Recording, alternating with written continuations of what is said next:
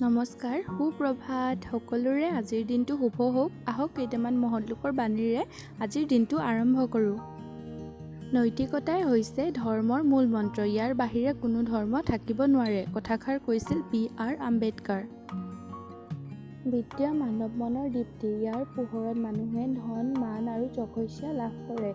এই কথাষাৰ কৈছিল সত্যনাথ বৰা।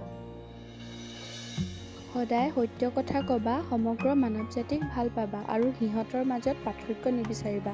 কথাষাৰ কৈছিল শ্ৰীমন্ত শংকৰদেৱ। জীৱনৰ অন্য নাম সংগ্ৰাম। সংগ্ৰাম অবিহনে জীৱনী হ'ব নোৱাৰে। সংগ্ৰাম বা সংঘাতৰ সৈতে যুঁজি মানুহে যি সাহস, মনোবল তথা প্ৰেৰণা লাভ কৰে, সি তেওঁক অসাধ্য সাধন কৰাত শক্তি দিয়ে। কথাষাৰ কৈছিল নেপোলিয়ন বোনাপাৰ্ট। সত্যৰ মুখামুখি হ'বলৈ ভয় নকৰিবা। যি কাপুৰুষ তেওঁহে সত্যৰ মুখামুখি হ'ব নোৱাৰে। কথাষাৰ কৈছিল মহাত্মা গান্ধী। খং নকৰিবা, নিজৰে সৰ্বনাশ হ'ব। অহংকাৰ নকৰিবা, পতন হ'ব। কাকো ঘৃণা নকৰিবা, নিজেও ঘৃণিত হ'বা। ফাঁকি নিদিবা, ফাঁকত পৰিবা।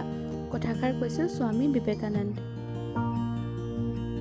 আনক সমালোচনা কৰিবলৈ যোৱাৰ আগতে নিজক সমালোচনা কৰা।